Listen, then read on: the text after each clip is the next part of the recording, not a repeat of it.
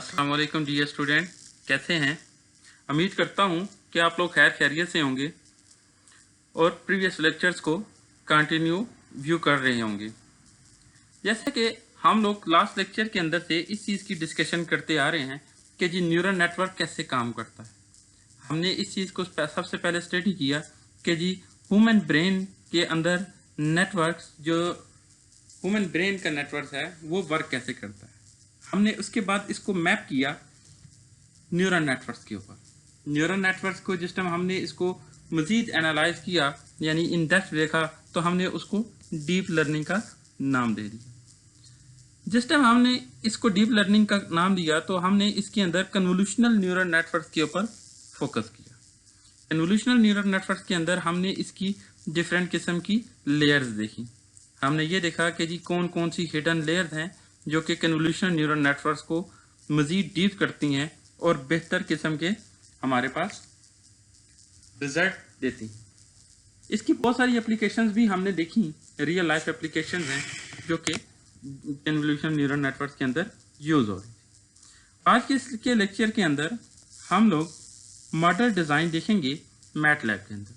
हम ये देखेंगे कि जो लेयर्स हमने स्टडी की थी वो मैटलैब के अंदर किस तरह इम्प्लीमेंट की जाएंगी और जो बिल्ट इन हमारे पास फंक्शंस हैं उनको कैसे यूज़ किया जाएगा, ताकि आने वाले जितने भी लेक्चर हैं हम उसके अंदर ये इस चीज़ को मेक श्योर कर सकें कि जी अगर हमें कोई चीज़ इम्प्लीमेंटेशन करनी है तो वो कैसे इम्प्लीमेंटेशन की जा सकती। आइए देखते हैं। जैसे कि जी हम लोगों ने लास्ट लेक्चर्स के अंदर कन्वोल्यूशनल न्यूरल नेटवर्क्स के अंदर मुख्तलिफ किस्म की लेयर देखी। हमने सबसे पहले देखा कन्वोल्यूशनल लेयर, फिर हमने उसके बाद रीलू देखा, फिर हमने उसके बाद अप्लाई किया convolutional, ReLU, pooling, convolutional, ReLU, pooling, fully connected. फिर हमने ये देखा कि जी ये किस तरह एक्यूरेसी हमारे पास आती है। ये जितनी भी लेयर्स हैं, ठीक है, ये आपस में इंटरकनेक्टेड है और हर एक का रिजल्ट जो सा है आने वाली नेक्स्ट लेयर के लिए एज अ इनपुट है। हमने ये चीज़ देखी कि जी कन्वोल्यूशनल जो हमारे पास है उसके लिए हमें मुख्तलिफ किस्म के फ़िल्टर्स की ज़रूरत पड़ती है, ठीक है। हमने इन फ़िल्टर्स को जिस टाइम इसकी जगह पर अप्लाई किया तो हमारे पास डिफरेंट किस्म के रिजल्ट आए। आज के इस लेक्चर के अंदर हम लोग ये देखेंगे कि मैटलैब के अंदर ये किस तरह इम्प्लीमेंट होगा और इसको हम लोग यूज़ कैसे कर सकेंगे। अगर आप लोगों ने ये प्रीवियस वाला लेक्चर जो सा है वो नहीं देखा तो सबसे पहले आप उसको स्टडी करें और उसके अंदर ये देखें कि जी ये लेयर्स वर्क कैसे करेंगी। अगर आपको अंडरस्टैंड हो गई तो उम्मीद करता हूँ कि जी ये जितनी भी चीज़ें हैं वो आप लोग बड़े इजीली अंडरस्टैंड कर लेंगे। इसके अंदर हम लोग क्या करेंगे कि जी एक creating simple deep learning network for classification. हम इसके अंदर एक क्लासिफिकेशन की एग्जांपल लेंगे। उस एग्जांपल के अंदर हम लोग ये चीज़ देखेंगे कि जी अगर हमारे पास डिफरेंट किस्म का डाटा हो तो हम उसके डीप फीचर्स किस तरह एक्सट्रैक्ट कर सकते हैं और उसको किस तरह हम लोग जो सा है एक कंप्लीट एप्लीकेशन बना सकते हैं। अगर उस तरह का कोई भी हमारे पास वैल्यूज़ आए तो हम उसको ईजीली क्लासीफाई कर सकें। तो इस लेक्चर के अंदर हम लोग जो सा है हैंड रिटन करेक्टर्स के ऊपर जाएंगे। इस तरह की एग्जांपल वैसे हम लोगों ने जिस टाइम हॉक फीचर्स के ऊपर काम किया था, हॉक फीचर को एक्सट्रैक्ट करते हुए, ठीक है, उसको एसवीएम को पास किया था, सपोर्ट वेक्टर मशीन यानी कि क्लासीफायर को पास किया था, तो उसने हमारे लिए क्या कर दिया था कि जी डाटा को डिफरेंट ग्रुप्स में कन्वर्जन कर दी थी। लेकिन इसके अंदर हम लोग डीप लर्निंग को यूज़ करेंगे और ये देखेंगे कि जी जो नेटवर्क्स और जो लेयर्स हम लोगों ने ऑलरेडी स्टडी की थी वो किस तरह यहाँ पर अप्लाई होंगी और ये जो सी हैं हमारे पास जितनी भी लेयर्स हैं, ठीक है, वो वर्क कैसे करेंगी और ये इनका मैटलैब के अंदर कोड भी क्या क्या है। इस एग्जांपल के अंदर सबसे पहले हम देखेंगे कि जी लोड डाटा कैसे होगा। जी डिफाइंड नेटवर्क आर्किटेक्चर हम सब उसके बाद बनाएंगे। जी हम ट्रेनिंग ऑप्शंस उसको देंगे, train the network, predict the labels of new data and calculate the classification accuracy. Access data, हमारे पास जो सा डाटा है वो MINSD का हमारे पास डाटा है, जो कि क्या करता है कि जी हमारे पास 0 से लेकर 9 तक डिफरेंट हैंड रिटन कैरेक्टर्स हैं। ये जो हैंड रिटन कैरेक्टर्स हैं ये हमारे पास डिफरेंट टाइप्स की इमेजेस हैं जिनका साइज 28x28 है। ठीक है जी। अच्छा, फिर हम इसको कॉन्फ़िगरेशन नेटवर्क करेंगे, उसको ट्रेन करेंगे, फिर चेक करेंगे जो कि हमने कॉन्फ़िगर नेटवर्क किया था, जो लेयर्स हमने क्रिएट की थी उसको हम चेक करने के लिए, ठीक है, फुली कनेक्टेड लेयर के ज़रिए SVM या कोई और लेयर के ज़रिए हम लोग इसको चेक कर सकते हैं कि जी ये किस तरह हमारे पास एक्यूरेट डाटा को प्रोवाइड करेगा। क्लासिफिकेशन कैसे की जाएगी। Load the digit sample data as an image store.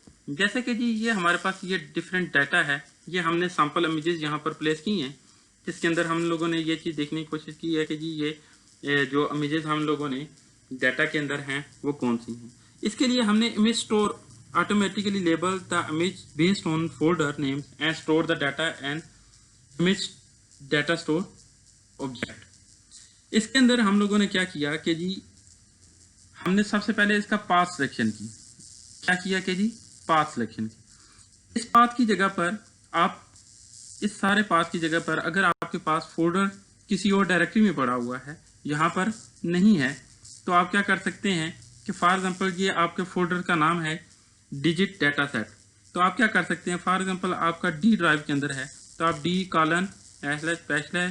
ठीक है, और इसको डिजिट डाटा सेट भी कर सकते हैं सिंगल कोड के अंदर। अगर आप इस पूरी लाइन की जगह पर मैटलैब रूट की जगह पर अगर आप सिंपल ये भी लिख दें तब भी ये एक पाथ सेलेक्ट कर देगा, और ये पाथ जो सा है आप यहाँ पर प्लेस करें, ठीक है, वो उसके अंदर से क्या करेगा कि जी उसकी तमाम जो सब फोल्डर्स होंगे उनको पिक करेगा। उनको पिक करने के बाद उनकी जो बाहर लेबल्स हैं, जो उनका टेक्स्ट है, जो फोल्डर्स का नाम है, उसको एज अ लेबल कंसीडर कर लेगा। ये सारे के सारे क्या हैं कि जी हमारे पास कि जी पाथ सिलेक्शन कैसे होगी। ये डाटा सेट तक हमारे पास पहुँचाने के लिए एक ज़रिया है जिसको हम लोगों ने क्या किया कि जी यहाँ पर ये इस तरह का डाटा सेट जो सा है उसको हमने एक्सट्रैक्ट किया। फिर इसके बाद हम लोगों ने इस तरह की इमेजेस को शो करने के लिए ये वाला कोड यूज़ किया, ठीक है। प्राइम रैंडम प्राइम का नाम से हमारे पास एक फंक्शन है, ठीक है, वो तमाम इमेजेस में से उसने 20 इमेजेस जो सी हैं वो पिक करके हमें दी और हमने उसको यहाँ पर शो कर दिया लूप के अंदर। ये तो हमारे पास फर्स्ट स्टेप था जिसके अंदर हम लोगों ने क्या किया कि load data and explore the images. इसके बाद अब इस डाटा सेट में से हमने ये चीज़ देखनी है कि जी इसको कितनी बाय कितने का कितनी टेस्टिंग लेनी है और कितनी हमने ट्रेनिंग लेनी है, ताकि हम लोग टेस्ट और ट्रेन को अलग-अलग डिफाइन कर सकें। सेकंड स्टेप जो सा हमारे पास होगा वो है जी specify the training and validation set. हमने ट्रेनिंग और वैलिडेशन सेट दो पिक करने हैं, ठीक है, ताकि हम लोग ट्रेनिंग और वैलिडेट को चेक कर सकें कि जी हमारे पास एक्यूरेसी कितनी आई है। हम सब क्या करेंगे कि जी divide the data into training and validation set. Training set में लेंगे और वैलिडेशन सेट में लेंगे, so that each category in the training set contains 750 images. हर कैटेगरी के अंदर 750 इमेजेस हम लेंगे and the validation set contain the remaining images from the label.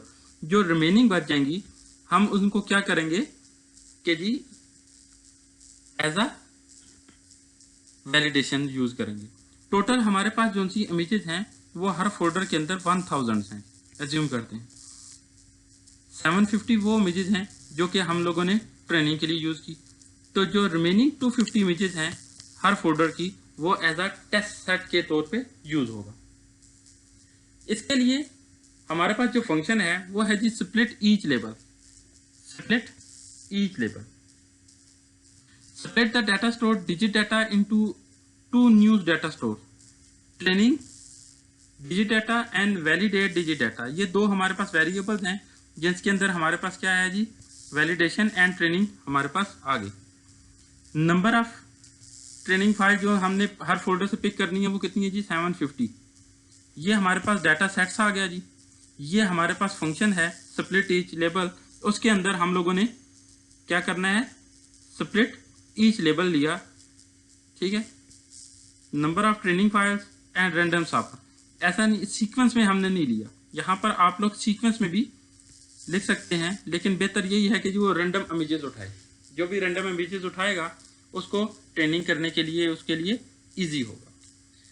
इस स्टेप के अंदर हम लोगों ने ये चीज़ देखी कि जी किस तरह के एक फंक्शन वर्क करेगा जिसके ज़रिए हम लोग स्प्लिट करेंगे ट्रेनिंग एंड वैलिडेशन सेट के अंदर। ये हमारे पास फंक्शन है, इस मैटलैब के अंदर बिल्ट इन फंक्शन है 2018 ए और 17 ए के अंदर भी, ए और बी के अंदर भी ये अवेलेबल है।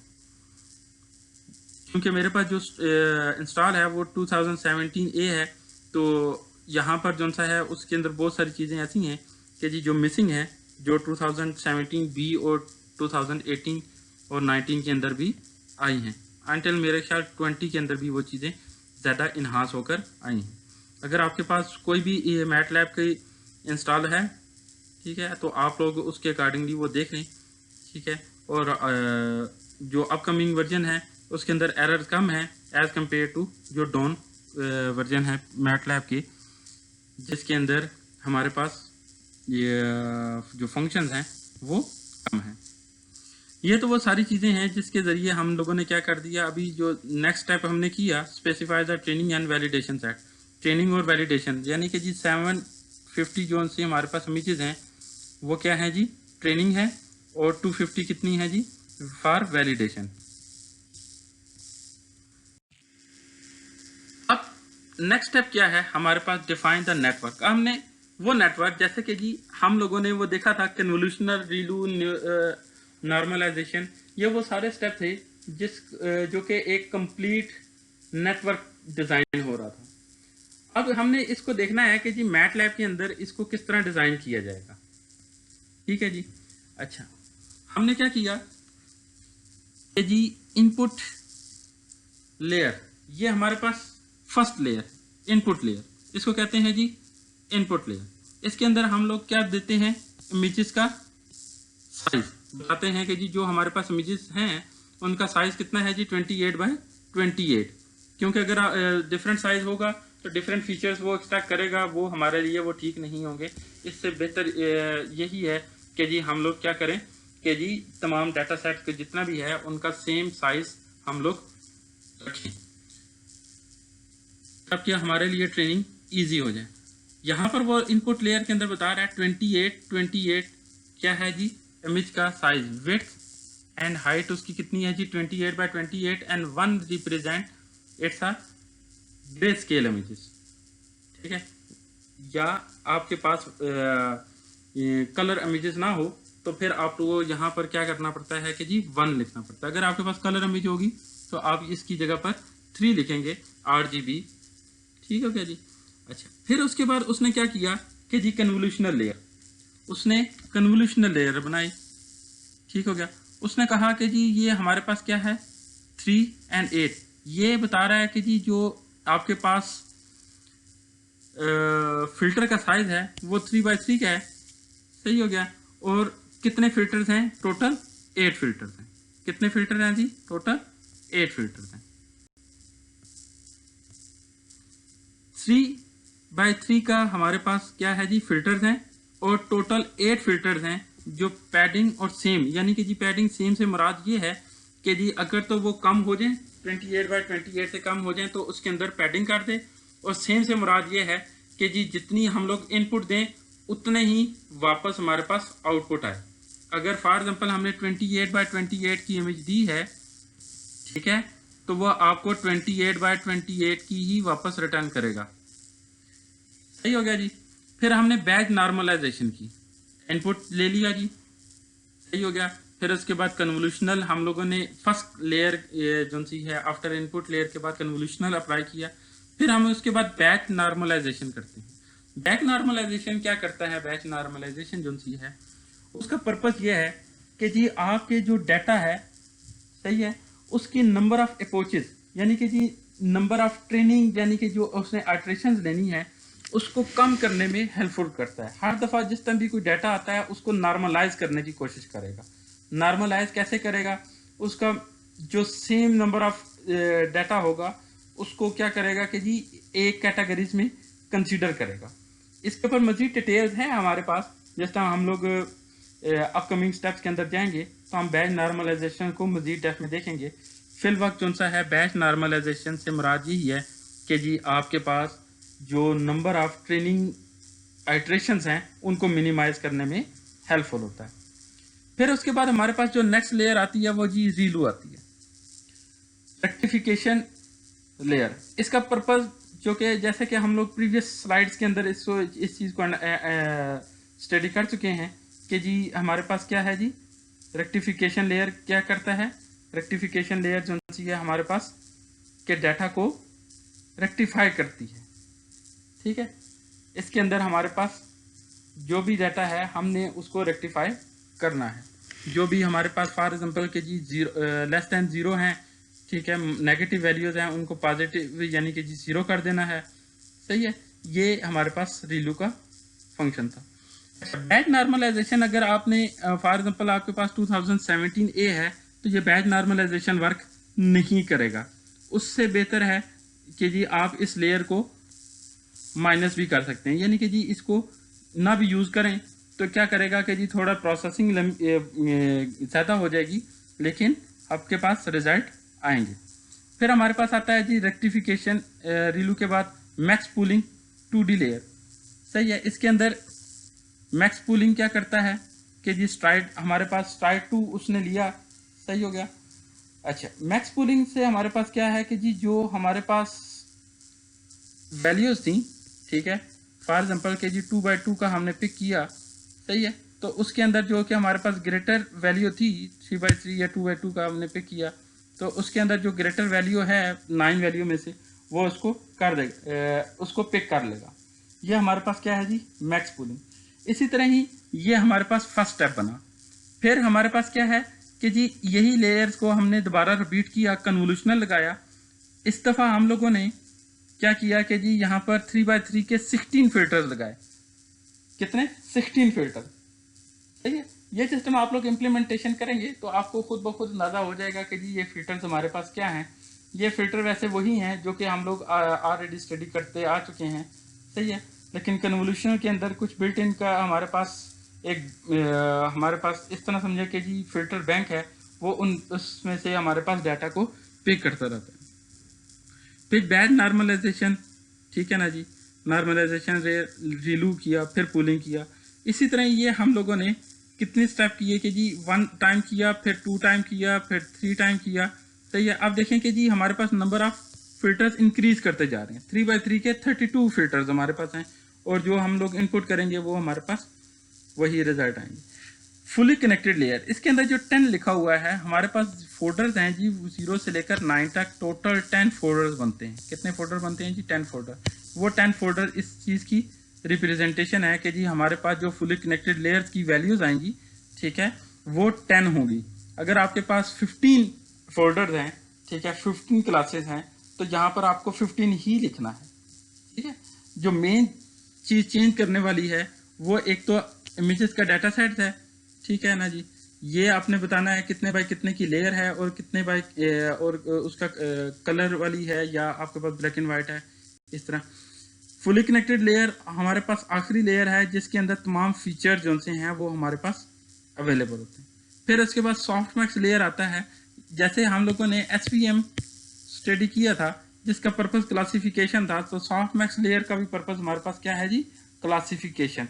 फिर क्लास प्रिडिक्शन लेयर जो सी है वो हमारे पास क्लासिफिकेशन लेयर जो सी है वो हमारे पास लास्ट में अवेलेबल होती है, जिससे हम लोग ये चेक करते हैं कि जी हमारे पास कितने % क्लासिफिकेशन एक्यूरेसी आई है, ठीक है।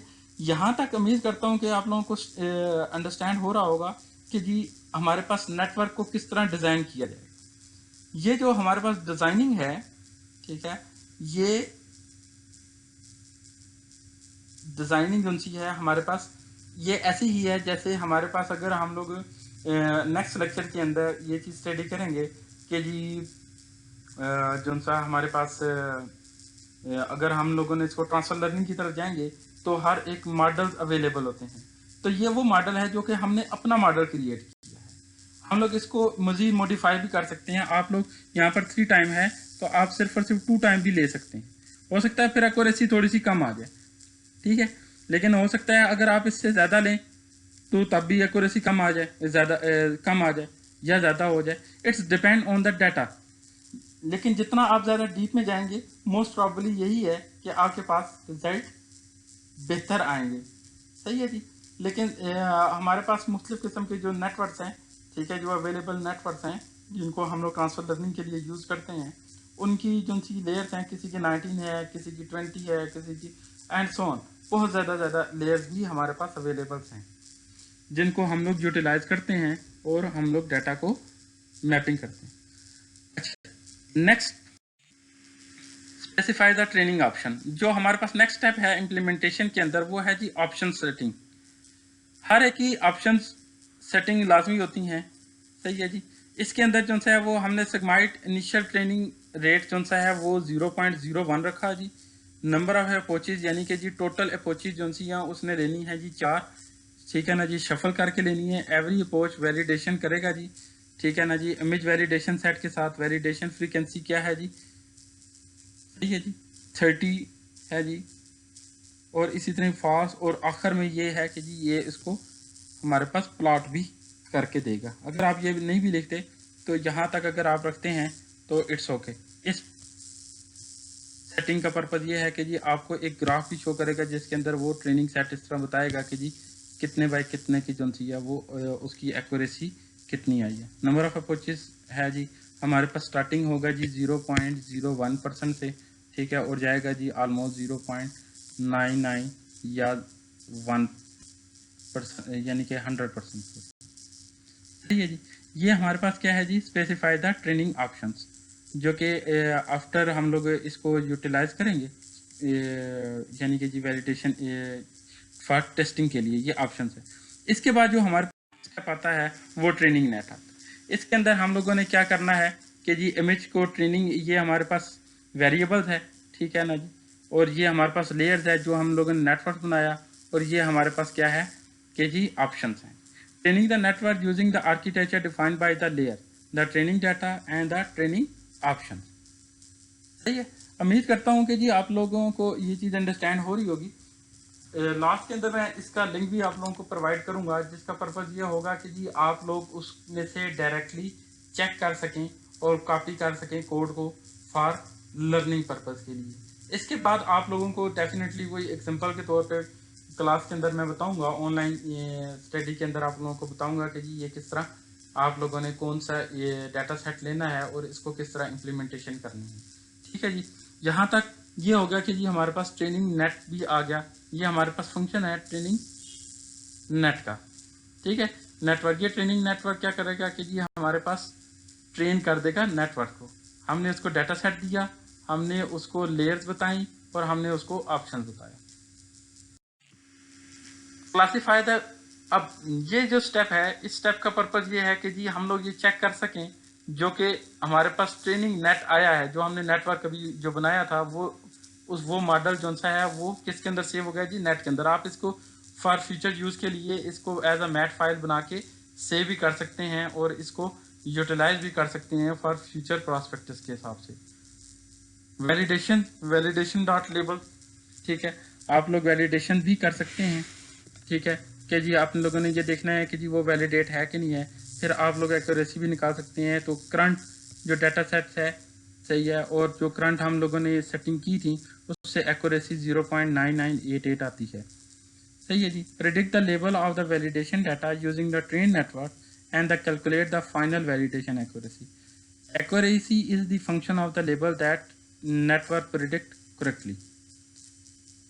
उम्मीद करता हूँ कि जी आप लोगों को ये चीज़ समझ आ रही होगी।